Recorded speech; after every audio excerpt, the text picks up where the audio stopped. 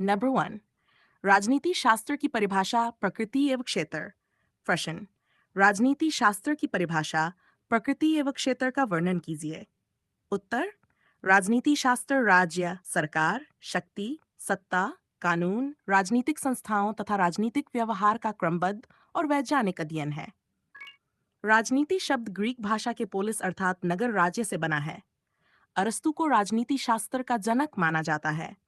पारंपरिक दृष्टिकोण में राजनीति शास्त्र का संबंध मुख्यतः राज्य और सरकार से माना गया है। गार्नर ने कहा है, राजनीति विज्ञान का प्रारंभ और अंत राज्य के साथ होता है। आधुनिक दृष्टिकोण अधिक व्यापक है। इसमें शक्ति, प्रभाव, राजनीतिक व्यवहार, निर्णय निर्माण तथा राजनीतिक प्रक्रियाओं का अध्ययन किया जाता है। लासवेल ने राजनीति को कौन, क्याब और कैसे प्राप्त करता है के अध्ययन के रूप में समझाया। राजनीति शास्त्र की प्रकृति सामाजिक एवं वैज्ञानिक दोनों है। इसमें तथ्यों का अध्ययन करने के साथ साथ न्याय, स्वतंत्रता, समानता और आदर्श राज्य जैसे मूल्यों का भी अध्ययन किया जाता है। इसका क्षेत्र राज्य, सरकार, संविधान, कानून, नागरिकता, राजनीतिक दल, चुनाव, अंतर्राष्ट्रीय राजनीति, शक्ति और सार्वजनिक नीति तक विस्तृत है। अतः आधुनिक राजनीति शास्त्र केवल राज्य का नहीं, बल्कि संपूर्ण राजनीतिक जीवन का अध्ययन है। राजनीति शास्त्र, राजनीतिक चिंतन, राजनीतिक दर्शन एवं राजनीतिक सिद्धांत में अंतर। प्रश्न, राजनीति शास्त्र, राजनीतिक चिंतन, राजनीतिक दर्शन और राजनीतिक सिद्धांत में अंतर स्पष्ट कीजिए। उत्तर, राजनीति शास्त्र, राजनीतिक चिंतन, राजनीतिक दर्शन और राजनीतिक सिद्धांत परस्पर संबंधित होते हुए भी अलग अवधारणाएं हैं। राजनीति शास्त्र राजनीतिक संस्थाओं, राज्य, सरकार, शक्ति और व्यवहार का व्यवस्थित एवं वैज्ञानिक अध्ययन है। इसका उद्देश्य राजनीतिक घटनाओं का वर्णन और विश्लेषण करना है। राजनीतिक चिंतन किसी विशेष युग, समाज या विचारक के राजनीतिक विचारों का संग्रह है। यह समय और परिस्थितियों से प्रभावित होता है।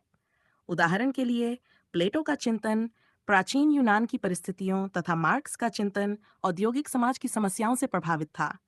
राजनीतिक दर्शन मूल्यों और आदर्शों पर आधारित है। ये प्रश्न उठाता है कि राज्य कैसा होना चाहिए, न्याय क्या है और आदर्श समाज कैसा हो। प्लेटो का आदर्श राज्य इसका प्रमुख उदाहरण है। राजनीतिक सिद्धांत तथ्यों और मूल्यों के आधार पर राजनीतिक घटनाओं की व्याख्या करने वाला वैचारिक ढांचा है। यह वर्णन, विश्लेषण और कभी-कभी भविष्यवाणी भी करता है।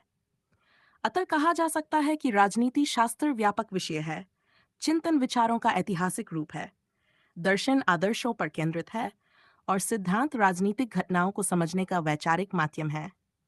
नंबर 3, राजनीति शास्त्र का इतिहास के साथ संबंध। प्रश्न, राजनीति शास्त्र और इतिहास के संबंध की विवेचना कीजिए।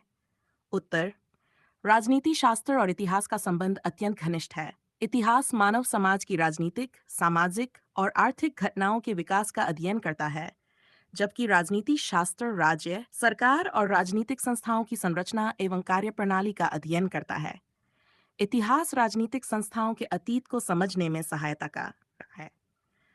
वर्तमान संविधान, शासन व्यवस्था और राजनीतिक संस्थाएं अपने ऐतिहासिक विकास का परिणाम हैं। इसलिए राजनीति को उसके ऐतिहासिक आधार के बिना पूर्ण रूप से नहीं समझा जा सकता। फ्रीमैन ने कहा है, इतिहास बीती हुई राजनीति है और राजनीति वर्तमान इतिहास है। यह कथन दोनों विषयों की निकटता को स्पष्ट करता है। इसी प्रकार सीले के अनुसार, इतिहास के बिना राजनीति विज्ञान जड़विहीन है और राजनीति विज्ञान के बिना इतिहास फलहीन है। इतिहास राजनीति शास्त्र को तथ्य और अनुभव प्रदान करता है, जबकि राजनीति शास्त्र ऐतिहासिक घटनाओं और संस्थाओं का विश्लेषण करता है। उदाहरण के लिए, भारतीय संघवाद, संसदीय शासन और लोकतंत्र को समझने के लिए उनके ऐतिहासिक विकास को जानना आवश्यक है।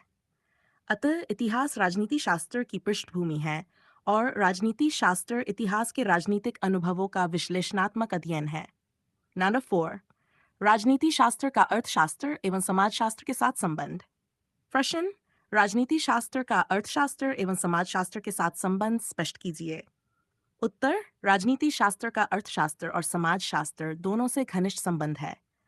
आधुनिक राज्य केवल राजनीतिक संस्था नहीं, बल्कि आर्थिक और सामाजिक जीवन को भी प्रभावित करने वाली संस्था है। अर्थशास्त्र और राजनीति शास्त्र का संबंध राज्य की आर्थिक नीतियों से स्पष्ट होता है।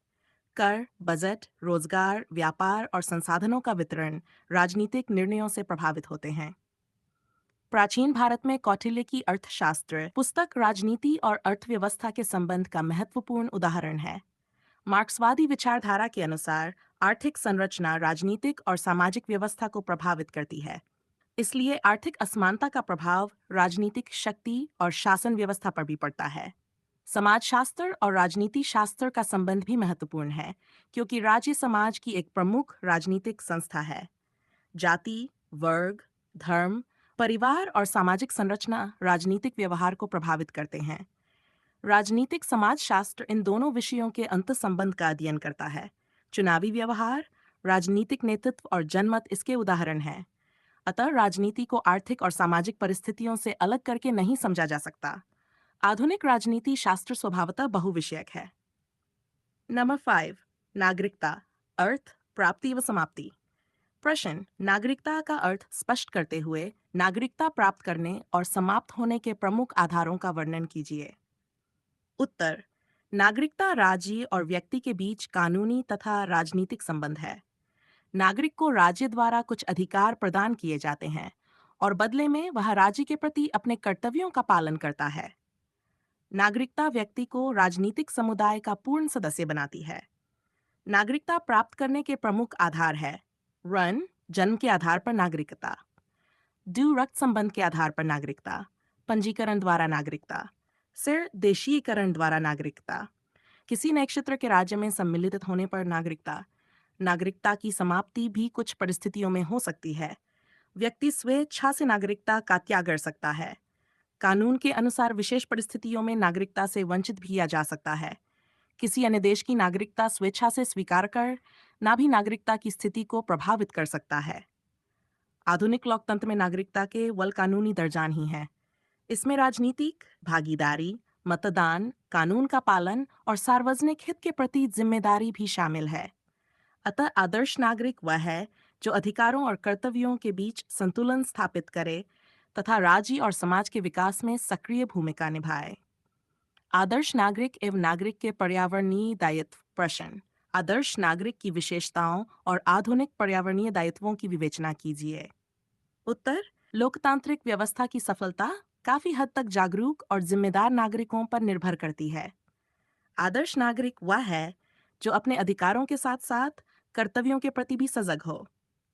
एक आदर्श नागरिक कानून का पालन करता है, लोकतांत्रिक प्रक्रियाओं में भाग लेता है, मतदान करता है तथा सार्वजनिक संपत्ति और राष्ट्रीय एकता का सम्मान करता है। वह सामाजिक सद्भाव और वैज्ञानिक दृष्टिकोण को बढ़ावा देता है। आदर्श नागरिक बनने में कई बाधाएं हैं, जैसे अशिक्षा, अत्यधिक गरीबी, उग्र क्षेत्रवाद, सांप्रदायिकता और राजनीतिक उदासीनता। ये तत्व नागरिक की स्वतंत्र सोच और लोकतांत्रिक भागीदारी को कमजोर करते हैं।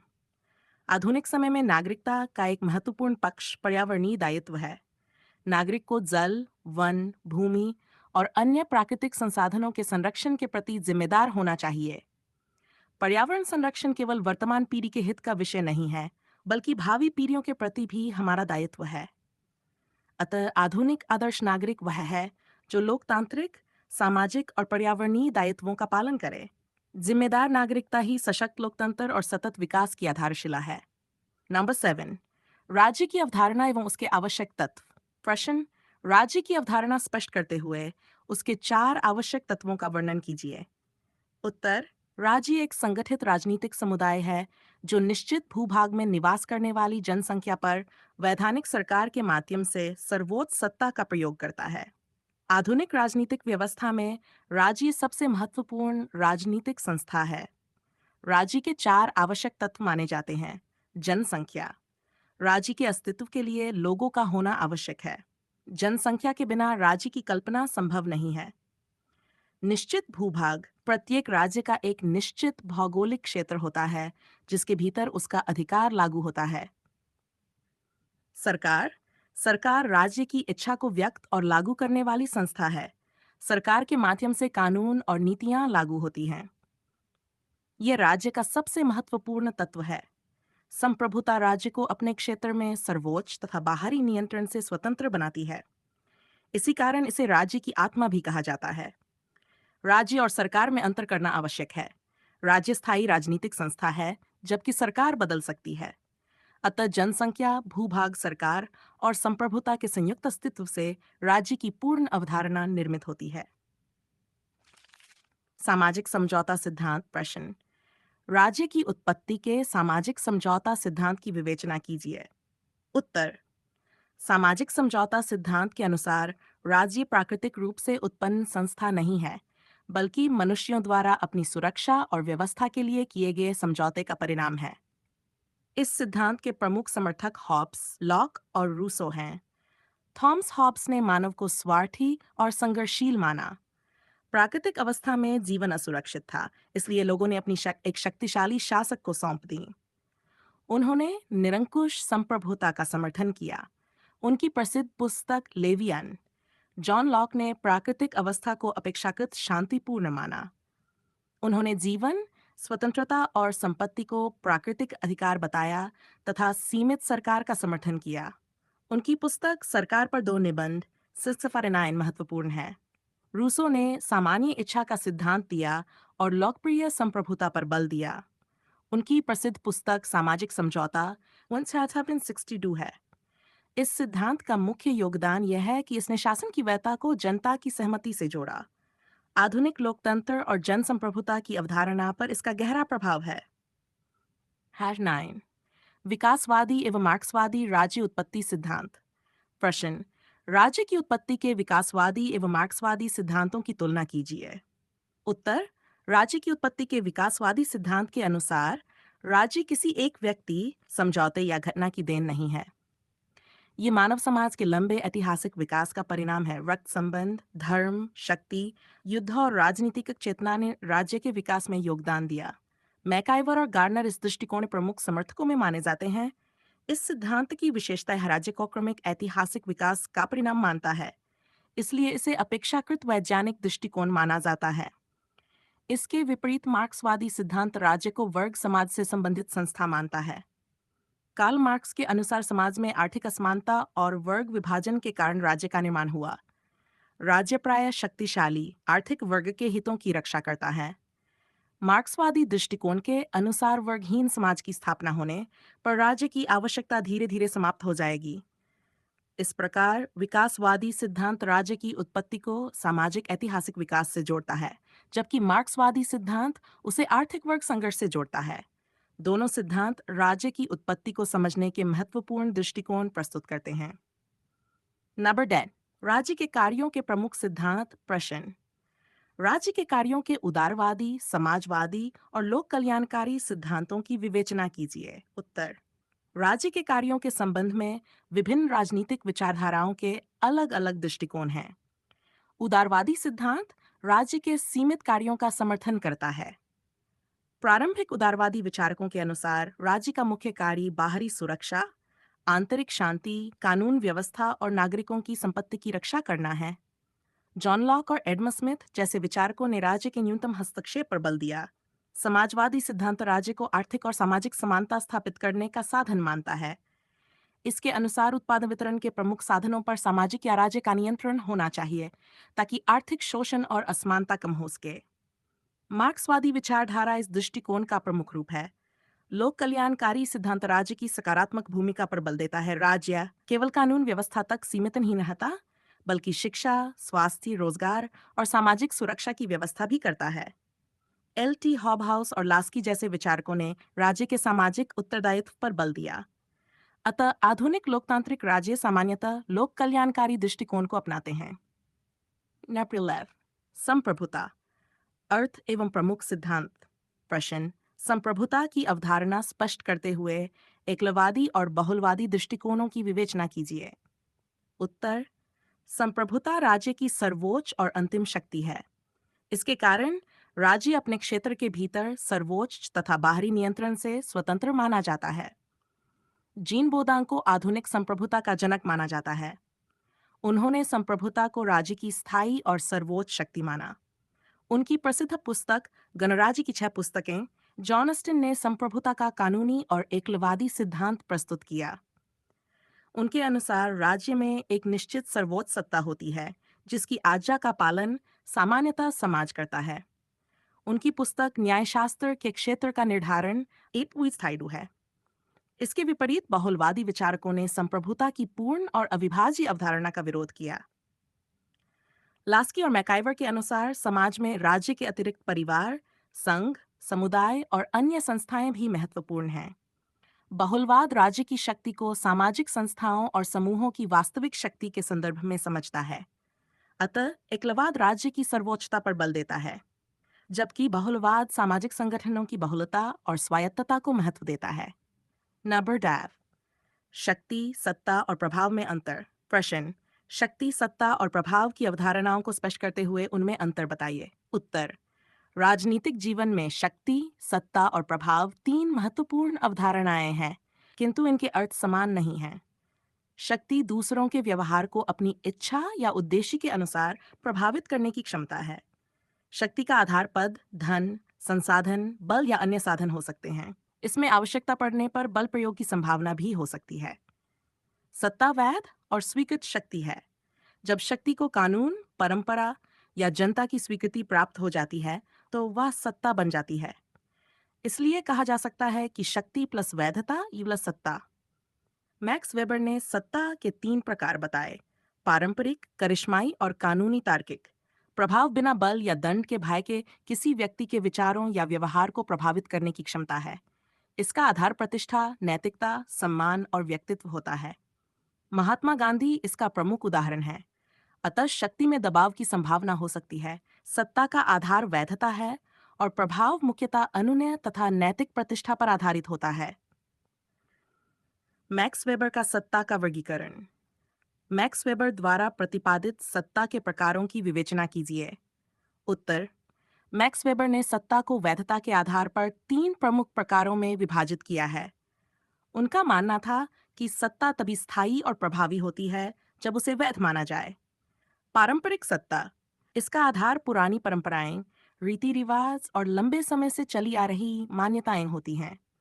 राजतंत्र और पारंपरिक नेतृत्व इसके उदाहरण हैं। करिश्माई सत्ता, इसका आधार किसी व्यक्ति का असाधारण व्यक्तित्व, नेतृत्व क्षमता या जन आकर्षण होता है। लोग उस व्यक्ति की विशेष योग्यता के कारण उसकी आज्ञा स्वीकार करते हैं। महान जन नेता इसके उदाहरण हो सकते हैं। कानूनी तार्किक सत्ता, इसका आधार कानून, नियम और स्थापित प्रक्रियाएं होती हैं। आधुनिक, लोकतांत्रिक और नौकरशाही राज्य इसका प्रमुख उदाहरण है। यहाँ व्यक्ति नहीं बल्कि पद और नियमों को वैधता प्राप्त होती है। वेबर का वर्गीकरण आधुनिक राजनीति और प्रशासन को समझने में अत्यंत उपयोगी है। इसका मुख्य निष्कर्ष है कि सत्ता का स्थायित्व केवल शक्ति पर नहीं बल्कि जनता द्वारा उसकी वैधता स्वीकार करने पर भी निर्भर करता है। कानून की अवधारणा एवं प्रमुख परिभाषाएं। प्रश्न, कानून की अवधारणा स्पष्ट करते हुए प्रमुख विचारकों की परिभाषाओं के आधार पर इसकी व्याख्या कीजिए। कानून समाज में व्यवस्था, न्याय और अनुशासन बनाए रखने वाले नियमों का समूह है। आधुनिक राज्य में कानून नागरिकों के अधिकारों और कर्तव्यों को निर्धारित करता है तथा सामाजिक जीवन को व्यवस्थित करता है। जॉन एस्टिन के अनुसार कानून संप्रभु का आदेश है। उनके अनुसार कानून के पीछे राज्य की शक्ति और पालन न करने पर दंड की संभावना होती है। सेलमन के अनुसार कानून उन सिद्धांतों का समूह है जिन्हें राज्य न्याय के प्रशासन में मान्यता देता और लागू करता है। यह परिभाषा कानून और न्याय के संबंध को स्पष्ट करती है। कानून के प्रमुख स्रोत प्रथाएं, धर्म, न्यायिक निर्णय और विधायिका हैं। आधुनिक लोकतंत्र में संविधान कानून का सर्वोच्च आधार होता है। कानून केवल दंडात्मक व्यवस्था नहीं है, इसका उद्देश्य सामाजिक व्यवस्था, अधिकारों की रक्षा और न्याय की स्थापना भी है। टी.एच. ग्रीन के विचारों से यह स्पष्ट होता है कि उचित कानून व्यक्ति की स्वतंत्रता को समाप्त नहीं करते, बल्कि ऐसी परिस्थितियां निर्मित करते हैं जिनमें सभी व्यक्ति अपनी स्वतंत्रता का उचित उपयोग कर सकें। अतः कानून को केवल संप्रभु की आज्ञा न मानकर सामाजिक न्याय और सुव्यवस्था का महत्वपूर्ण साधन समझना चाहिए। स्वतंत्रता, नकारात्मक एवं सकारात्मक अवधारणा। प्रश्न, स्वतंत्रता की नकारात्मक एवं सकारात्मक अवधारणाओं की विवेचना कीजिए। उत्तर, स्वतंत्रता राजनीतिक दर्शन की महत्वपूर्ण अवधारणा है। इसका अर्थ केवल सभी प्रकार के प्रतिबंधों का अभाव नहीं है, बल्कि व्यक्ति के व्यक्तित्व विकास के लिए उचित परिस्थितियों की उपलब्धता भी है। नकारात्मक स्वतंत्रता का अर्थ बाहरी और अनावश्यक प्रतिबंधों से मुक्ति है। इस दृष्टिकोण में राज्य को व्यक्ति के जीवन में कम से कम हस्तक्षेप करना चाहिए। जेस मिल और आइजाया बर्लिन इस विचारधारा के प्रमुख समर्थक हैं। जेएस मिल की प्रसिद्ध पुस्तक स्वतंत्रता पर ये 59 है। उन्होंने व्यक्ति की स्वतंत्रता और विचारों की स्वतंत्र अभिव्यक्ति का समर्थन किया। सकारात्मक स्वतंत्रता केवल प्रतिबंधों की अनुपस्थिति को पर्याप्त नहीं मानती। इसके अनुसार व्यक्ति को शिक्षा, अवसर और सामाजिक परिस्थितियां भी मिलनी चाहिए ताकि वह अपनी क्षमताओं का विकास कर सके। टी.ए. ग्रीन और लास्की इसके प्रमुख समर्थक हैं। ग्रीन के अनुसार स्वतंत्रता वह शक्ति है जिसे व्यक्ति वह कार्य कर सके जो करने योग्य है। अतः नकारात्मक स्वतंत्रता बंधनों से मुक्ति पर बल देती है, जबकि सकारात्मक स्वतंत्रता व्यक्ति के वास्तविक विकास के लिए आवश्यक परिस्थितियों पर बल देती है। न 16 समानता की अवधारणा एवं स्वतंत्रता से संबंध। प्रश्न समानता की अवधारणा स्पष्ट करते हुए स्वतंत्रता और समानता के संबंध की विवेचना कीजिए। उत्तर समानता का अर्थ सभी व्यक्तियों को हर दृष्टि से बिल्कुल समान बना देना नहीं है। इसका वास्तविक अर्थ अनुचित विशेषाधिकारों का अंत तथा सभी व्यक्तियों को समान अवसर प्रदान करना है। समानता के प्रमुख रूपों में कानूनी समानता, राजनीतिक समानता, सामाजिक समानता और अवसरों की समानता शामिल है। लोकतांत्रिक समाज में कानून के समक्ष समानता अत्यंत महत्वपूर्ण सिद्धांत है। स्वतंत्रता और समानता को कभी-कभी विरोधी माना गया है, लेकिन आधुनिक लोकतांत्रिक विचार में दोनों को परस्पर पूरक माना जाता है। केवल स्वतंत्रता होने पर आर्थिक और सामाजिक रूप से शक्तिशाली व्यक्ति अधिक लाभ उठा सकते हैं और कमजोर वर्ग पीछे रह सकता है। इसी प्रकार केवल समानता के नाम पर व्यक्ति की स्वतंत्रता समाप्त कर देना भी उचित नहीं है। इसलिए दोनों के बीच संतुलन आवश्यक है। एच.जे. लास्की का महत्वपूर्ण विचार है, समानता के बिना स्वतंत्रता खोखली है। समान अवसर व्यक्ति को वास्तविक स्वतंत्रता का उपयोग करने योग्य बनाते हैं। शिक्षा, स्वास्थ्य और सामाजिक सुरक्षा जैसी व्यवस्थाएं इस संतुलन को मजबूत करती हैं। अतः न्यायपूर्ण समाज में स्वतंत्रता और समानता दोनों का समन्वय आवश्यक है। नंबर 7 न्याय की अवधारणा एवं जॉन रॉल्स का सिद्धांत। प्रश्न न्याय की अवधारणा स्पष्ट करते हुए जॉन रॉल्स के न्याय सिद्धांत की विवेचना कीजिए। उत्तर न्याय का अर्थ समाज में उचित व्यवस्था, निष्पक्षता और संतुलन स्थापित करना है। इसका उद्देश्य प्रत्येक व्यक्ति को उसके अधिकारों, अवसरों और गरिमा की रक्षा प्रदान करना है। आधुनिक न्याय सिद्धांत में जॉन रॉल्स का विशेष महत्व है। उनकी प्रसिद्ध पुस्तक न्याय का एक सिद्धांत 1978 है। उन्होंने न्याय को निष्पक्षता के रूप में न्याय, रॉल्स के अनुसार न्यायपूर्ण समाज के नियम निष्पक्ष परिस्थितियों में बनाए जाने चाहिए। उन्होंने अज्ञानता के आवरण की अवधारणा प्रस्तुत की। इसके अनुसार व्यक्ति को समाज के नियम बनाते समय ये छात नहीं होना चाहिए कि भविष्य में वह अमीर होगा या गरीब, शक्तिशाली होगा या कमजोर। ऐसी स्थिति में बनाए गए नियम अधिक निष्पक्ष होंगे। रॉल्स ने मूल स्वतंत्रताओं और अवसरों की निष्पक्ष समानता को महत्वपूर्ण माना। उन्होंने समाज की असमानताओं को तभी उचित माना जब उनका लाभ समाज के सबसे कम लाभान्वित लोगों को भी मिले। उनका प्रसिद्ध कथन है, न्याय सामाजिक संस्थाओं का प्रथम गुण है। अतः रॉल्स का सिद्धांत आधुनिक लोकतांत्रिक समाज में स्वतंत्रता, समानता और सामाजिक न्याय के संतुलन का महत्वपूर्ण आधार है।